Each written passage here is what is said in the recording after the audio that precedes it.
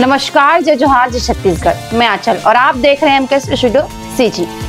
OBC महासभा ने दोपहर 1 बजे बालोद बस स्टैंड में विशाल आम सभा का आयोजन कर सद्भावना बाइक रैली निकाली और तहसीलदार के माध्यम से प्रधानमंत्री, गृह मंत्री, मुख्यमंत्री समेत अन्य पदाधिकारियों को 22 सूत्रीय ज्ञापन सौंपा।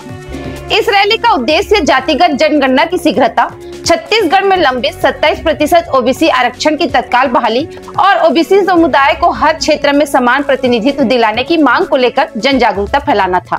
आम सभा के बाद बाइक रैली बस स्टैंड से शुरू होकर दल्ली राजरा चौक, घड़ी चौक, सदर लाइन, मधु चौक होते हुए जय स्तंभ चौक पहुंची। यहाँ ओबीसी महासभा ने तहसीलदार को ज्ञापन सौंपा, जिसमें प्रमुख मांगे थी जातिगत जनगणना शीघ्र करना, 27% ओबीसी आरक्षण की तत्काल बहाली, ओबीसी को आबादी के अनुपात में सभी क्षेत्रों में प्रतिनिधित्व, क्रीमी लेयर और 50% सीमा की शर्त समाप्त करना, मंडल कमीशन की अनुशंसाओं को लागू करना, सभी राज्यों में समान आरक्षण व्यवस्था लागू करना, ब्लैक लॉक नियुक्ति की पूर्ति और छात्रवृत्ति विसंगतियों को दूर करना, कृषि संकाय, ओबीसी हॉस्टल, ओबीसी मंत्रालय की स्थापना, वन भूमि पर निवासरत ओबीसी को पट्टा देना और संविदा कर्मियों को नियमित करना। महासभा ने केंद्र सरकार से मांग की कि ओबीसी आरक्षण को अध्यादेश के जरिए संविधान की 9वीं अनुसूची में शामिल किया जाए, ताकि इसे न्यायिक चुनौतियों से सुरक्षित रखा जा सके।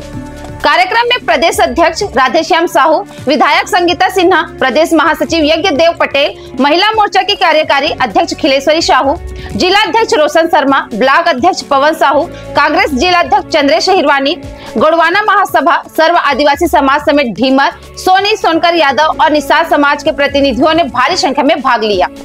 जयस्तंभ चौक पर धन्यवाद ज्ञापन के साथ रैली का समापन हुआ। ओबीसी महासभा ने इसे गैर राजनीतिक सामाजिक आंदोलन बताया, जो समाज के हक और अधिकार के लिए निरंतर संघर्ष करता रहेगा। आगे अपडेट के लिए हमारे news channel MK studio CG पर बने रहें।